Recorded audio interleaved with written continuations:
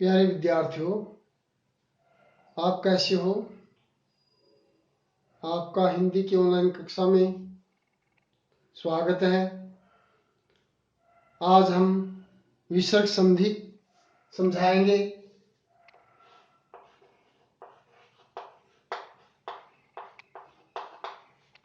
विसर्ग संधि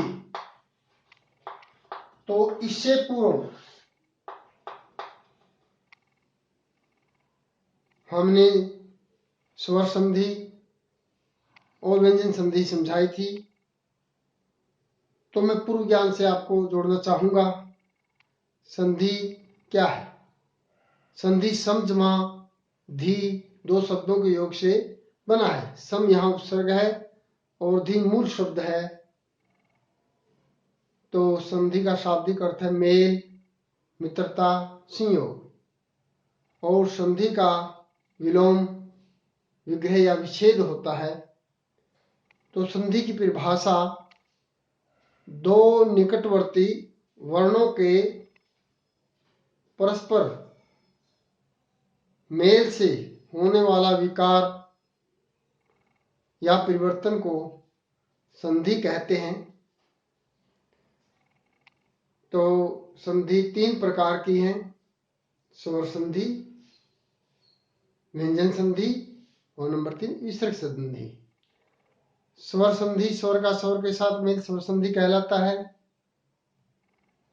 और व्यंजन का व्यंजन या स्वर के साथ मेल व्यंजन संधि कहलाता है। हमने स्वर संधि के 5 भेद किए थे। नंबर 1 दृढ़ संधि, नंबर 2 गुण संधि, नंबर 3 वृद्धि संधि, नंबर 4 यण संधि, नंबर 5 अयादि संधि। और व्यंजन संधि के अनेक नियम मैंने आपको समझाए हैं। ये नियम बोर्ड एवं प्रतियोगिता परीक्षाओं को ध्यान में रखकर समझाए गए हैं। आज हम विसर्ग संधि करेंगे। विसर्ग का स्वर या व्यंजन के साथ विसर्ग का स्वर या व्यंजन के साथ मेल होने से जो परिवर्तन या विकार होता है उसे विसर्ग संधि कहते हैं।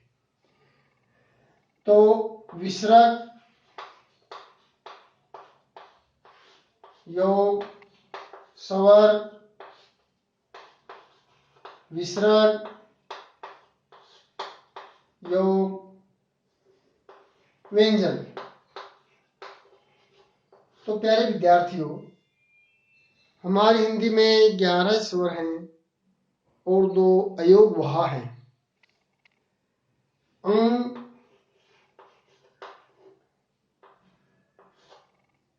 जो अनुस्वार है ये इसका चिन्ह है। और अह में ये जो विसर्ग है, तो विसर्ग है निश्चित रूप से अनुस्वार और विसर्ग स्वरों के साथ ही आते हैं, व्यंजन के साथ कभी नहीं आएंगे। तो विसर्ग का जब स्वर के साथ मेल होगा और उसमें जो परिवर्तन होगा, या विसर्ग का व्यंजन के साथ जो मेल होगा और उसमें परिवर्तन होगा, उसको विसर्ग संधि कहते हैं।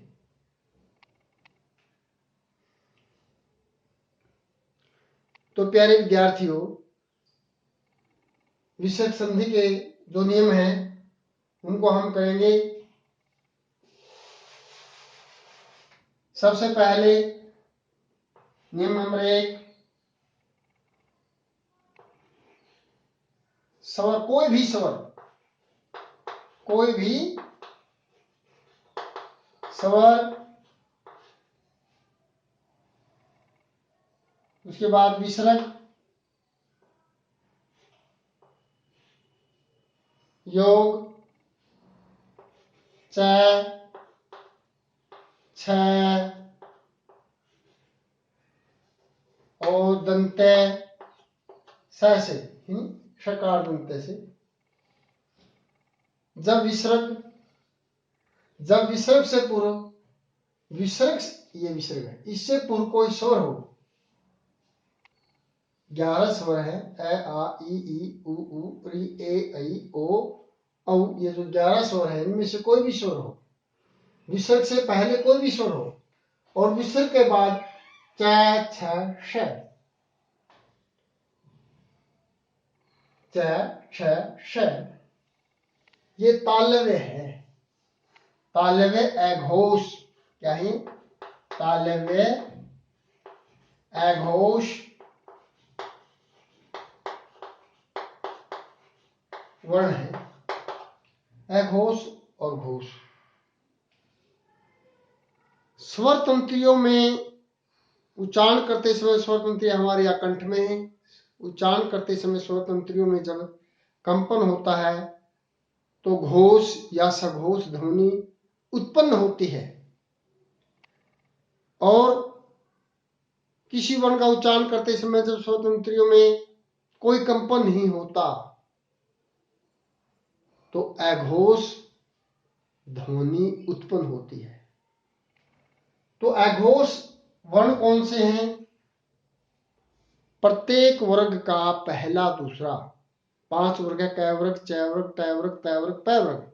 क वर्ग का कैक है, च वर्ग का चैच है, ज ट वर्ग का टैठ है, त वर्ग का तैथ है, प वर्ग का पैफ है और 3 जो श हैं, श तालव्य, स मूर्धन्य, स दंते।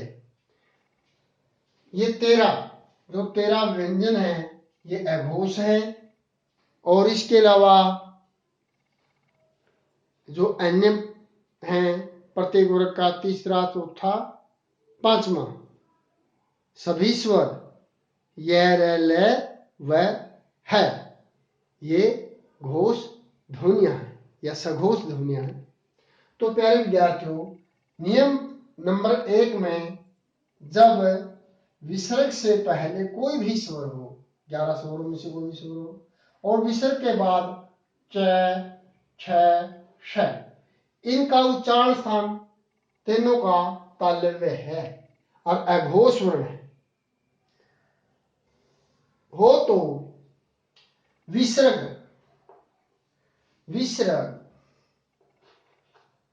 तालव्य श में बदल जाता है।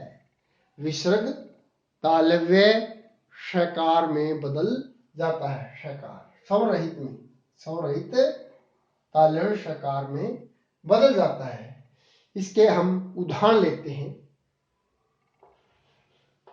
नहीं योग चल, विसर्ग है। विसर्ग से पहले न ई क्या स्वर है और विसर्ग के बाद च है। तो जो विसर्ग है श में, विसर्ग श तालव्य में स्वरहित में बदलेगा। नि श चल, निश्चल, जो चलायमान न हो, अचल, नहीं चलता, निश्चल। इसी प्रकार से नहीं योग चे,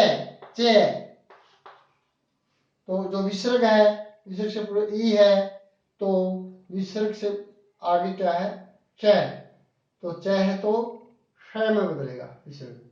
तो निश्चय, संकल्प, निश्चित करना। ऐसे ही नहीं योग छल,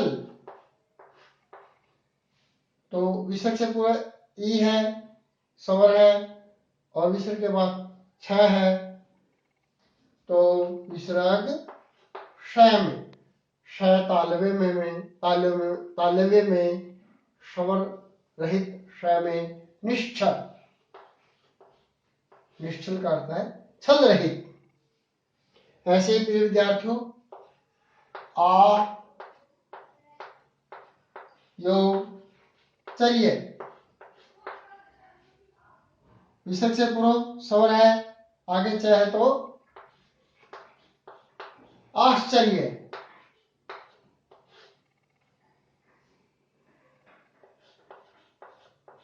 हरि योग चंद्र है रई, ई है या ई से यहां विसर्ग है, विसर्ग के बाद च है तो विसर्ग श में, हरिश्चंद्र, हरीश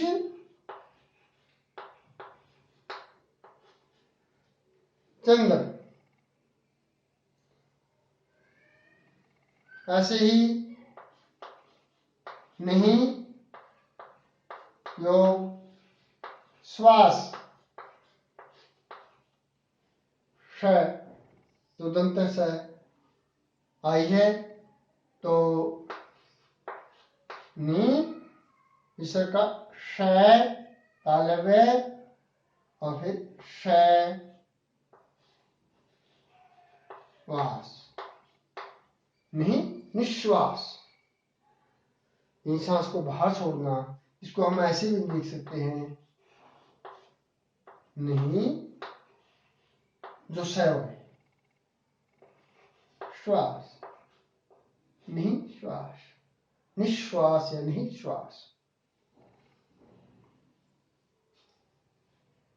प्यारे विद्यार्थियों, कोई भी स्वर हो, विसर्ग से पहले कोई भी स्वर हो और विसर्ग के बाद च छ श हो, क्योंकि च छ श ये तालव्य है, इसलिए विसर्ग श तालव्य में बदलेगा, श स्वर रहित तालव्य में बदलेगा। पहला नियम ये है।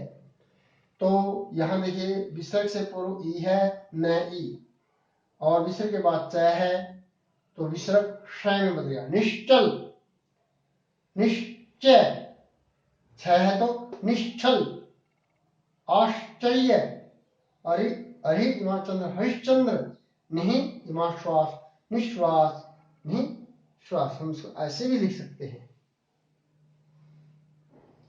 नियम नंबर 2,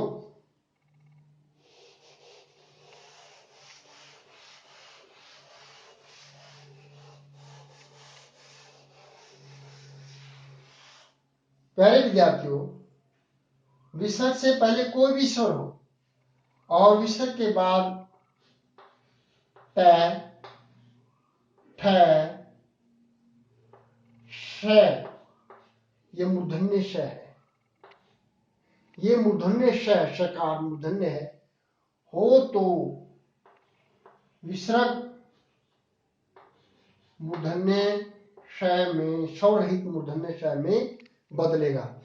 ट ठ और श, इनका उच्चारण स्थान मूर्धा है, इसलिए इनको मूर्धन्य, मूर्धन्य अघोष, अघोष वर्ण कहते हैं। मैं अघोष वर्णों के साथ विसर्ग का संयोग करवा रहा हूं, मेल करवा रहा हूं। तो ये 13 है। तो हम अब दूसरा नियम में विसर्ग से पूर्व कोई भी स्वर हो, विसर्ग के बाद ट ठ श, ये मूर्धन्य है, इन तीनों का उच्चारण स्थान मूर्धन्य है और अघोष वर्ण है। वर्ग के पहले दूसरे और तीनों जो श हैं, शकार हुए, अघोष हैं। तो जो विसर्ग है श मूर्धन्य, स्वर रहित मूर्धन्य में बदल जाता है। इसके उदाहरण देखना, धनु योग टंकार, विसर्ग से पूर्व ध न उ हो गया, ध न उ है, स्वर हो गया। फिर उसके बाद विसर्ग के बाद त है, तो जो विसर्ग है श स्वर रहित मूर्धन्य में बदलेगा। तो यहां हो गया धनु, विसर्ग की जगह श और टंकार, धनुष टंकार, धनुष टंकार यानी वह ध्वनि जो धनुष की डोरी खींचने से उत्पन्न होती है, वह टंकार, वह ध्वनि, धनुष टंकार। इसी प्रकार से नहीं योग ठुर, तो विसर्ग से पूरा न ई, हम इसको लिखेंगे वर्णन्यास में न ई, विसर्ग ठ, तो ये नई और विसर्ग श, स्वर रहित मूर्धन्य में अठूर लग गया पीछे, तो निष्ठुर, निर्दय, निष्ठुर का अर्थ है निर्दय, दया रहित।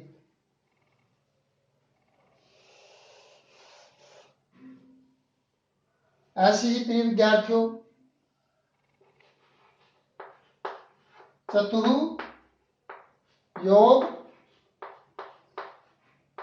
षष्ठी,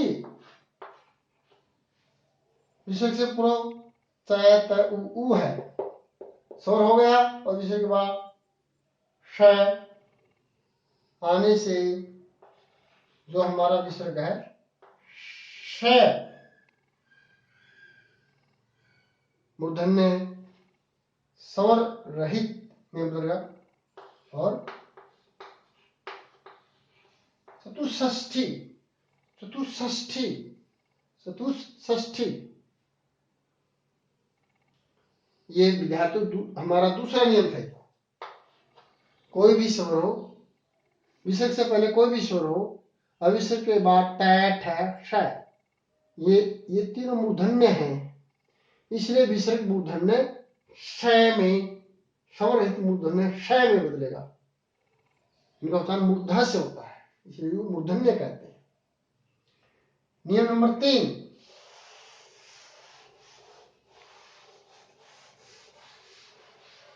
कोई भी स्वर हो विसर्ग से पहले और विसर्ग के बाद त, थ और स, विसर्ग के बाद त, थ, स वर्ण हो, त थ स, ये कौन से अघोष वर्ण है, वर्ग का पहला दूसरा वर्ण और तीनों श है जो अघोष हैं, और त थ स ये दंते भी हैं। दंते क्यों हैं? क्योंकि इनका उच्चारण दांतों से होता है, जीवा का दांतों से लगने से उच्चारण होता है, इसलिए इनको दंते कहते हैं। तो विसर्ग से पूर्व कोई भी स्वर हो 11 स्वरों में से, और विसर्ग के बाद त, थ, स ये दंते हो, अघोष दंते हो, तो विसर्ग है स दंते में, स्वर रहित स दंते में बदल जाता है, स में बदलेगा।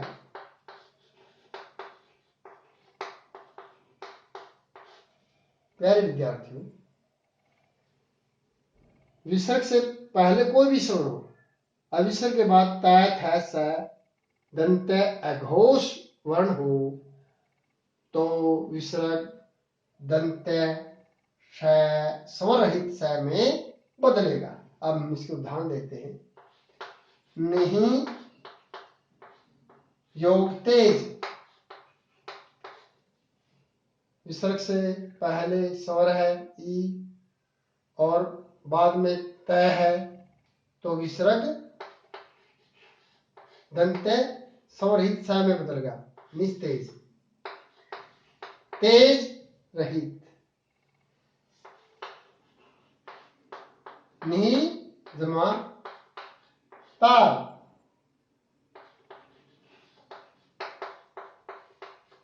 निस्तार, तैर कर पार करना, छुटकारा या उद्धार इसका अर्थ। नहीं योगता निस्तार, न में है योगते, तो विसर्ग से पहले ए है, न में ए, और बाद में विसर्ग के बाद तय है तो विसर्ग स्वरहित दंत्य स में बदलेगा। नमस्ते, हम अभिवादन करते हैं, नमस्ते। इसी प्रकार से विद्यार्थियों नहीं योग स्वार्थ विसर्ग के बाद स दंत्य है स्वरहित, तो हम इसको स्वरहित विसर्ग बदलेगा स्वरहित दंत्य में स निस्वार्थ, या हम इसको ऐसे भी नहीं स्वार्थ लिख सकते हैं। इसी प्रकार से नहीं योग संदेह, तो विसर्ग निस्संदेह या नहीं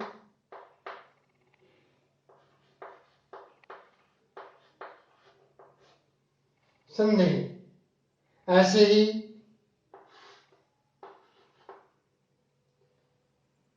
अनेक उदाहरण हैं।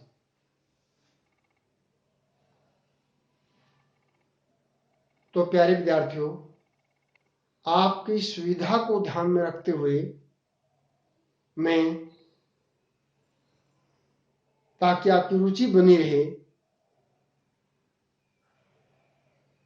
विसर्ग संधि को के भी भाग बनाकर वीडियो बनाऊंगा। आशा है आपको समझ में आई होगी। धन्यवाद।